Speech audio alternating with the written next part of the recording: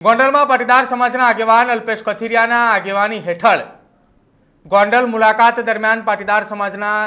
આગેવાનો ધાર્મિક માલવ્યા જીગીસા પટેલ સહિતના એ તમામ આગેવાનો જે પહોંચ્યા હતા, જેમની કારની અંદર તોડફોડ થયેલી હતી, એ તોડફોડ મામલે ગોંડલ પોલીસે સંજ્ઞાન લઈને ગણેશ ગોંડલના કેટલાક સમર્થકોની સામે નામજોગ તો કેટલાક અજાણ્યા સમર્થકોની સામે ગુનો દાખલ કરીને જેમાંથી 10 લોકોની અટકાયત પણ કરી હતી। જો કે હવે આ ઘટનાની અંદર સોશિયલ મીડિયાની અંદર એક વિડીયો એવો વાયરલ થયો કે જેના કારણે પોલીસે વધુ 2 ફરિયાદ દાખલ કરી છે। બિલકુલ વધુ 2 જે ફરિયાદ દાખલ કરી છે, જે કારની અંદર તોડફોડ કરવામાં આવી હતી, એ દરમિયાન પોલીસે સોશિયલ મીડિયાના માધ્યમથી એક વિડીયો મળ્યો હતો કે જેની અંદર રાષ્ટ્રધ્વજના અપમાનનો પણ ગુનો દાખલ કર્યો છે। પાટીદાર સમાજના આગેવાનોની સાથે આવેલી થાર ગાડી કે જેનો નંબર છે JJ5RU1200, આ ગાડીની અંદર આગળના તરફેણમાં રાષ્ટ્રધ્વજ લગાવવામાં આવ્યો હતો અને જે રાષ્ટ્રધ્વજ એ ગણેશ ગોંડલના સમર્થકની અંદર ગોંડલના જે લોકો એ આશાપુરી ચોકડી ખાતે જે વિરોધ નોંધાવવા માટે આવ્યા હતા કે લગભગ ત્યાં 500 થી 700 લોકોનું એ ટોળું હતું, એને ટોળા દરમિયાન એક વ્યક્તિ અચાનક આવે છે અને રાષ્ટ્રધ્વજને ત્યાંથી તોડી અને નીચે નાખી દે છે। જો કે રાષ્ટ્રધ્વજને તોડીને નીચે ફેંકનારના એ ગોંડલના હિતેશ રમેશભાઈ રાઠોડ, જેની સામે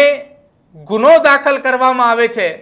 અને તેમની અટકાયત કરવા માટેની તજવીજ હાથ ધરવામાં આવે છે અને તેમની સામે ફરિયાદની અંદર જે કલમો દાખલ કરવામાં આવે છે, જે કલમો અંતર્ગત રાષ્ટ્રધ્વજના અપમાનની આ ફરિયાદ હતી।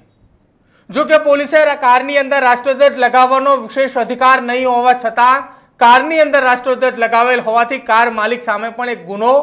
દાખલ કર્યો છે। એટલે કે ગોંડલ બી ડિવિઝન પોલીસ મથકે હવે 48 કલાક બાદ આ ઘટના બન્યાની બાદ ફરી એક વખત એક ગુનો દાખલ કર્યો છે અને એ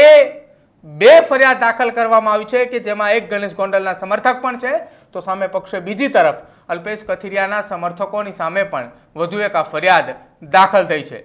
હવે આ બંને તરફે ગુનો દાખલ કરીને પોલીસે તપાસ હાથ ધરી છે અને તપાસની સાથે સાથે જે ગોંડલના વ્યક્તિ હિતેશ રાઠોડ કે જેની સામે ફરિયાદ દાખલ થઈ છે તેની ધરપકડ કરવા માટે પણ ગોંડલ પોલીસે ચક્રોએ ગતિમાન કર્યા છે।